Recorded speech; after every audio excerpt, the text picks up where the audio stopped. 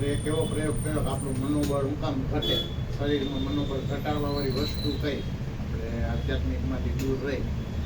તો નેગેટિવિટી ખરેખર સૌથી પ્રથમ આપણા શરીરમાં કોણ ઘુસાડે ને એના માટેનો મારો પ્રયોગ હતો. એમાં મેં ચેક કર્યું મોબાઈલ.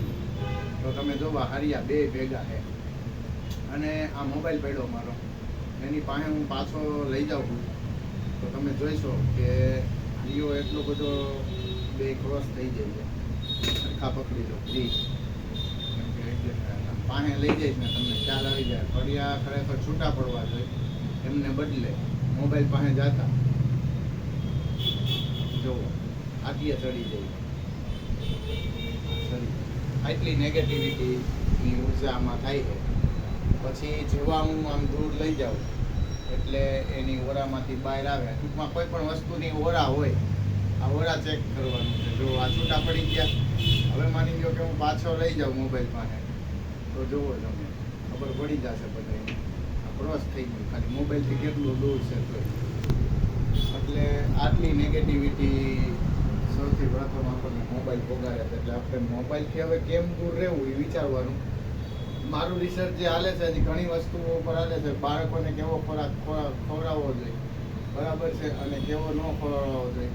કી ખોરાકમાં ઓરા જાજી હોય અને કી ખોરાકમાં ન હોય. જોવો તમે આ વાત કરતાં કરતાં હું કરું છું તો તમને ખ્યાલ આવી જાય કે આ શું થાય છે. જો આગળ લઈ ગયો તો ખોરાકની ઓરા પણ તમે જાતે બધાય ચેક કરી શકો અને ખોરાકની ઓરા ચેક કર્યા પછી છોકરાઓને બાળકોને ખવડાવવાના. બાલાજીના વેફરને પડીકાને એ બધી નેગેટિવ વસ્તુ આવે છે એ કન્ફર્મ થઈ ગયું છે વૈજ્ઞાનિક કારણસર. વૈજ્ઞાનિકની ઉર્જા માપીને કોઈ આધ્યાત્મિક વસ્તુમાં ન જોડે કોઈ.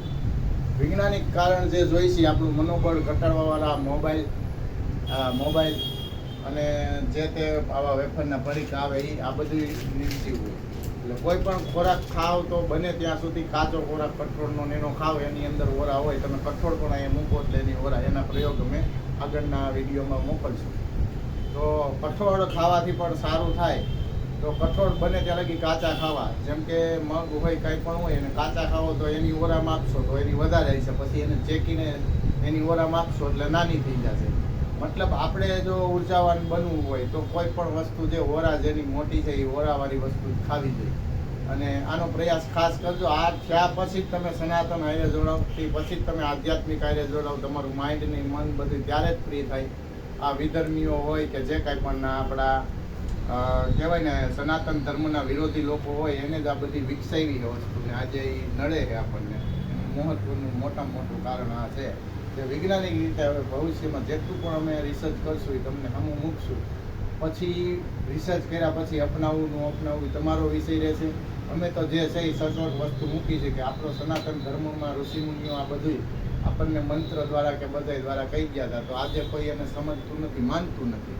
તો આપણે એને વૈજ્ઞાનિક ભાષામાં રૂપાંતર કરીને નજર સામે જોઈ શકે એવા વિડીયો બનાવીને મૂકી અને પોતે જાતે પણ પ્રયોગ કરી શકે એવી મારી એટલે પ્રયાસ છે કે જાતે પ્રયાસ કરે અને જાતે જે જાણકારી થાય તો માન્ય કરે અત્યારના વ્યક્તિઓ. બાકી કોઈ માન્ય કરતા નથી. એટલે આધ્યાત્મિકને આજે વૈજ્ઞાનિક તરીકે અમારું રિસર્ચ કરી અને તમારી સમક્ષ મૂકી છે જેથી કરીને આપણી જે ઉર્જાઓ ખવાય છે, જે ઘર પરિવાર તૂટે છે, જે સર્જન થાય છે ખરેખર નાદથી બનેલું છે આખું બ્રહ્માંડ.